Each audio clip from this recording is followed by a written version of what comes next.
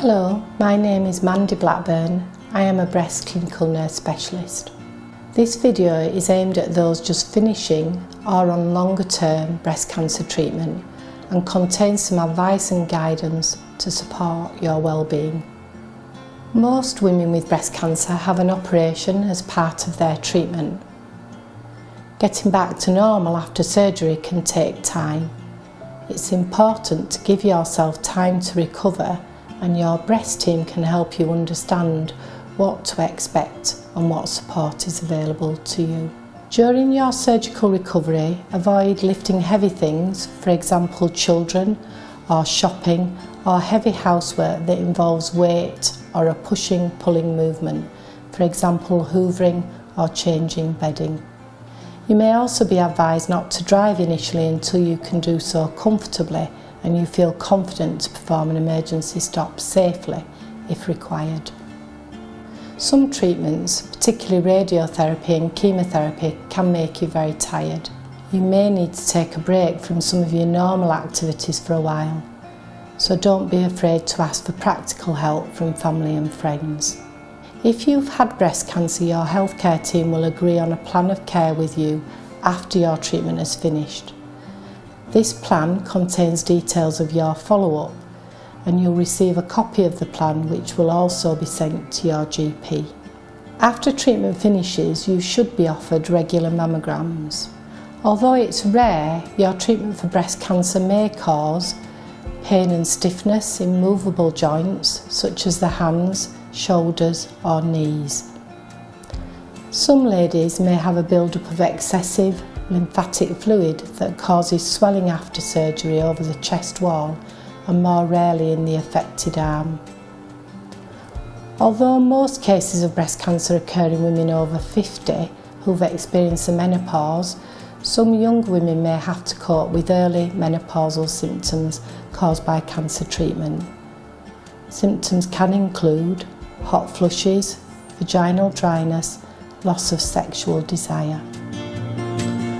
Long-term side effects can also have a real impact on your daily life, and there are some steps you can take to help manage them. Even if you already have a healthy lifestyle, you may choose to make some positive changes. Small changes, such as eating well, keeping active, achieving a healthy weight, can significantly reduce risk and improve overall health and well-being after treatment. Stopping smoking will also improve overall health and fitness. Some complementary therapies can help the side effects of hormone treatment, and advice is available from your local cancer information centre and nurse specialist team. Red flag symptoms are changes to your well-being that you may notice, and we would like you to be aware of what they look and feel like. These are a lump in your breast, changes to the skin of your breast, and this may be a rash over the scar, inflammation and redness or ulceration. Pain in a single area which is not relieved with rest and increases in severity, restricting activity or movement. If you think you have any red flag symptoms, it's important that you take action. So please call your clinical nurse specialist and let them know. Mention when the symptoms started and how regularly you are noticing them. If you leave a message and no one calls back, then call again. It is very important that you let your team know if you notice any of the red flag symptoms. If in doubt about anything when recovering from cancer treatment, it's important to reach out to your clinical nurse specialist or GP for advice.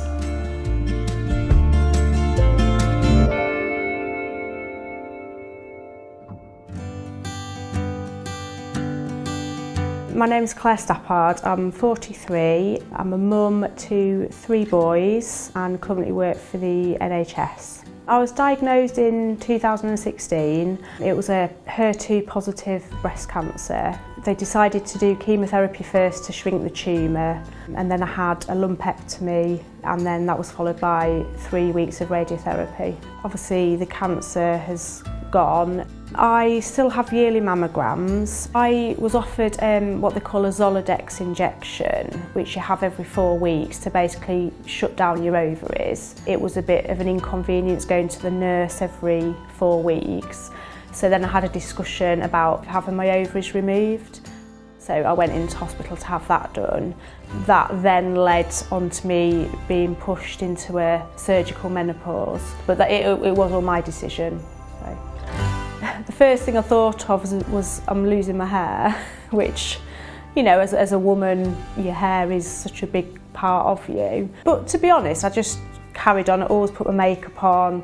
I got a wig, just tried to do as much as I could when I could.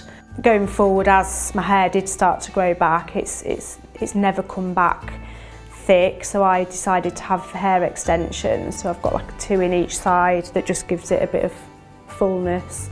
I had my eyebrows tattooed as well. With chemotherapy, obviously it does take its toll. You've just got to be kind to yourself. You've just got to rest as much as you can, but then equally, if you do feel like you have a bit of energy, go out. I used to go out and have a walk. Just sort of probably doing little and often. For me, staying positive was the only thing I could do to get through this. And I think having the children really helped. When I used to have my chemo, people used to say, oh, it must be so hard having 3 young children. Although it was hard and I couldn't always just sit and do nothing, it was a great way of taking your mind off it as well.